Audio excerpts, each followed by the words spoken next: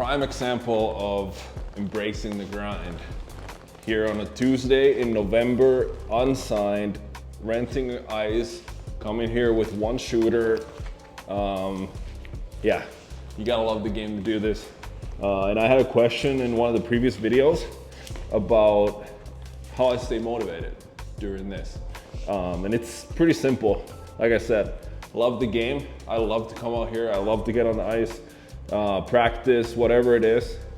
And gotta keep in mind that even though you might go a month, 2 months without a team, your next game could be only a couple days away. So I might get a call as early as today, make a decision, go somewhere, and next thing you know, you're playing the next weekend. So you gotta want to get better. You wanna be ready.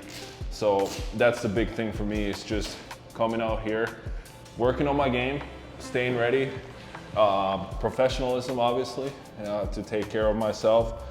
And you know, doing this is my job and my career, and my body is my tool and how I play. So just gotta love the game, right? So we're gonna hop on the ice, run a couple goalie drills, get some shots in, work out, and then I have my first goalie coaching session. So that should be fun. Excited to start that journey as well. Help some kids, help all kinds of goalies get better. So we'll see how that goes. But yeah, time to hop on the ice. This one's one of my go-to crease movement drills to start off the skate with. So it's a 3-point from the post, always come up top of the crease, back to the post, then to the middle, and then to the far side angle, back to the post. I run them probably a couple rounds both ways, one standing up, one from the reverse. And then this is my pretty basic warm-up shot drill. So start from the post again, to the angle, find good balance, and then push to the middle on a shuffle for a shot. This one I like to focus on just taking it easy, taking my time, no rushing, good habits, getting good stops, finding my balance. This drill, a little bit of movement. There you can see the importance of bringing your shoulders. If I missed the puck on my glove, my shoulders are still behind it to make the save. So just come out, again, find my edges, good push, head turns first, hands follow, and on that push, bring that knee in for a better slide. This drill, we got 2 shots, so simulate a pass. I do maybe 3 from the middle to the angle. The player picks up another puck and then turns and shoots. And then the next 3, I kind of go from the opposite angle for T pushes, come across. So just working on different angles, different spots to move into the shot. Always important here, again, find your balance, make saves from equally from both of your feet, push into the shots, control your rebounds, obviously recover, follow that rebound, and make the adjustments as the player is moving around to be in your line and stay square.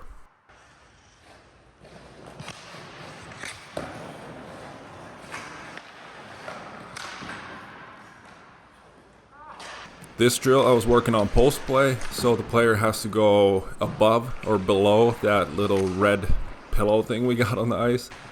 So one thing here, obviously I was working on my depth, my reads. Obviously if he shoots from the middle, find my line, my squareness. But if he's below, I'm working on overlap. Glove side I can do the VH, one leg up on the post, or then go reverse, and it all depends on the read. Don't want to get stuck in the reverse too early. So that red pillow is kind of where the decision line is, and if a player goes below that, that's your chance to go to the reverse, cover up all the spaces. You don't want to be there too early. You're not going to be able to move if there's a pass.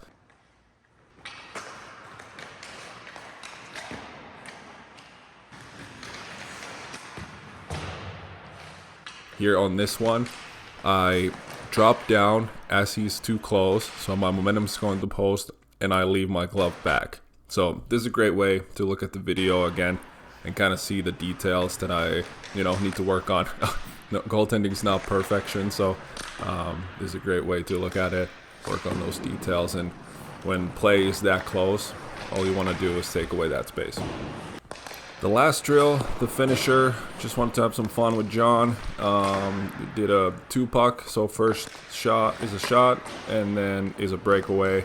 And usually John is pretty skilled with this stuff, especially the breakaways. I think he was having just an off day, and I think I had edited out a couple of his goals, you know, just because I can. Here we almost broke down the roof of the rink. But yeah, it's a good way to, you know, work on your reflexes, work on those quick shots, and then especially having a guy like John who's got some skill, stop those breakaways. This video is sponsored by NHL Sense Arena, and one of the benefits of VR training is working on skills that you might not normally be able to do on the ice. So if I'm skating with one player, or, you know, players usually don't want to work on screens anyways, so they're afraid to get shots, it's gonna hurt. You can have different drills, you can add a screen on NHL Sense Arena, and this, for me, I'm staying game ready when I only have a one shooter to skate with, and this way I can run through different drills, I can do deflections out front, I can add the screen, which will mimic game situations with guys in front. Get started with NHL Sense Arena, use my code CAS, and save $50 on annual plan. Did quite a bit of skating on the ice, so the legs are burning a little bit. Just did some upper body here, which is also important for goalies. And the last thing we do, the finisher, got the air bike, gonna do 3 rounds of 6 sets, 6 sprints, 30 on, 30 off. Yeah, conditioning part, finisher, yeah, to get in shape. Goalies also need to be in good shape.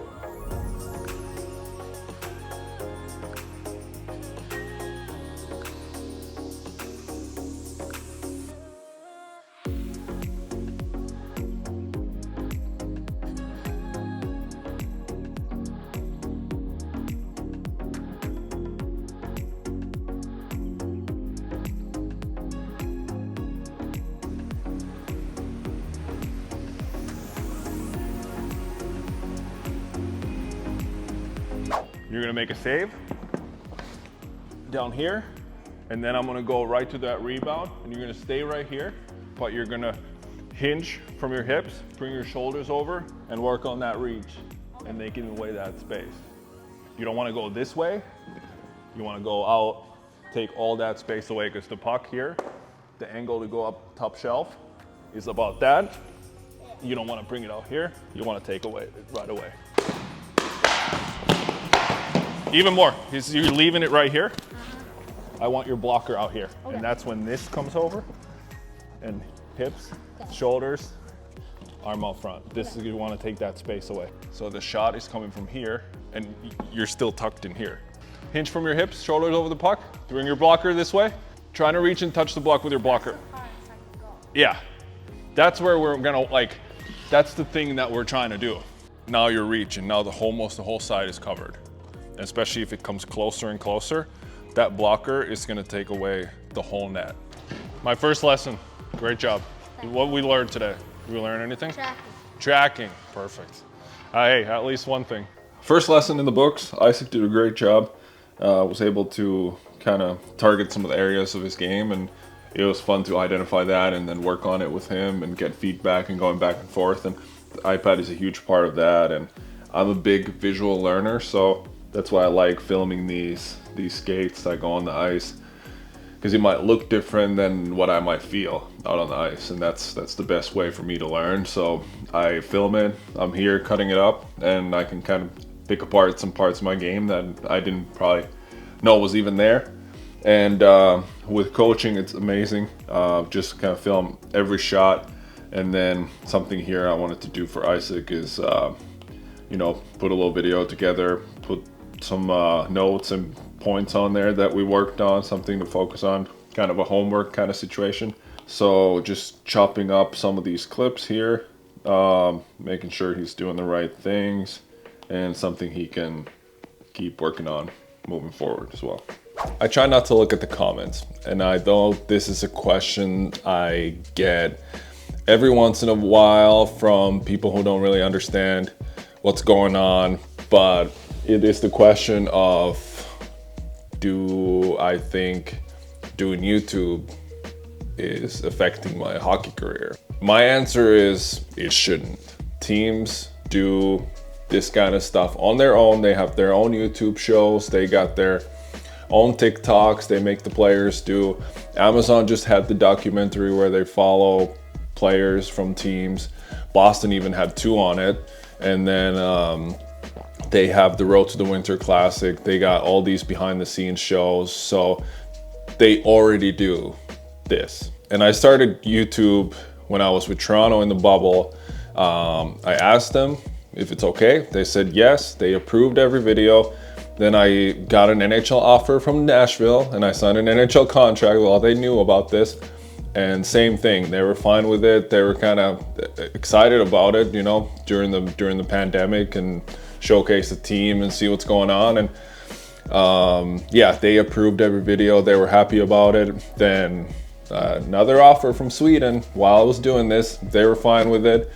Did that for 2 years, came back to Laval, and yeah, obviously started this season at Boston's training camp. So I've had offers from top leagues in the world every year while doing this. So it doesn't affect the job opportunities. I do this because I enjoy it. I get to document my career to look back on one day. I get to document my family's life, how the places where we lived at. My daughter's growing, she's almost 6. We can go back and look at her birthdays from when she was 3 or anything like that. So that's one thing we really enjoy about it. And it's also a hobby. So it gives me balance, something to do at home, and something to, you know, take my mind off of things at the rink, which is super healthy to kind of have that distinct balance between the rink life and also home life. And obviously doing content is a small part of my home life. I have a wife and a daughter, so family life is so much bigger than the content part of it. So the comments of maybe you should focus more on hockey than YouTube. The YouTube part is small. I film it as I go, part of my daily life anyway, so it doesn't really take any extra time. Just sitting here editing half an hour a week, putting a video together, and then that's way more than bedtime routine is for my daughter. So maybe I should stop focusing on that too. But biggest part why I do this is the positive feedback. You fans, you enjoy it. You like to see what's going on, and that's basically the main reason why I do it. And I know I'm probably the only pro player who does YouTube, but there's pro players who post on social media, Instagram, Twitter, basically every day. So it's just a different platform for it, and I get to tell my story and my life in a longer format on YouTube. And guys go on podcasts all the time. They say controversial stuff that ends up being headlines, and my stuff here, I try to keep it as positive as I can.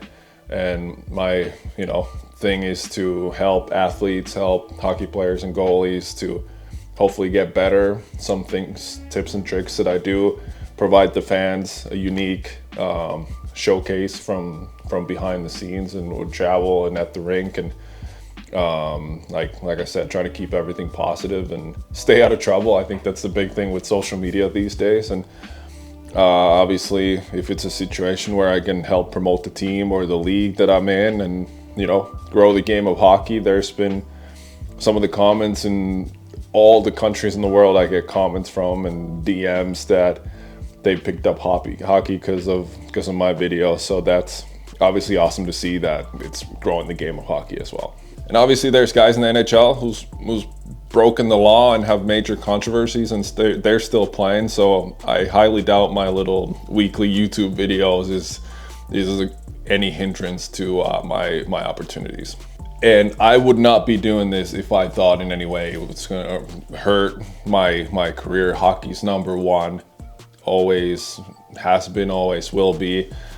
And you know, I really hope it's not keeping me from playing the game I love. I love it so much that I want to do this and kind of record it as well. And I'm easy target since I am in the public with this stuff and not having a job at the start of the season again for the second year in a row. Once I do sign, we're gonna go more in the depth of why I'm going through this process and what my ideas and all this stuff is. But before I find a team, I don't want to go into that too much. But I know there's goalies in my position, my age group, my experience, who had to wait for a job at the start of the season, had to sign professional tryouts to teams, or most of them just go to Europe. They just give up early and they go to Europe. I know you guys know I don't have a job, so it's easy to pick that there's would be some kind of connection, but there was a handful of guys who are comparable to me who have a hard time finding a job in the American League, because it's a development league. Obviously, teams have their draft picks, they want to play them, and then with goaltending, there's only 2 spots on a team. And it's kind of early still for teams to give up on a guy if he had a handful of bad games. It's a little bit too early. Last year, obviously, it took till mid-December to do that, but injuries need to happen, and yeah, that's just kind of the situation right now with American League. And to finish off, if there was a team that came forward, said no YouTube or whatever they wanted, I would want obviously them to respect it for all the other players on the team as well, throughout the organization. So it means probably no social media then, which is not really a case anymore in this day and age. But if there was something that the team wanted me to not do, or if there was restrictions, I would gladly abide, and I would quit doing the content while I'm with whatever team. Like I said, hockey is number one, has been and always will be.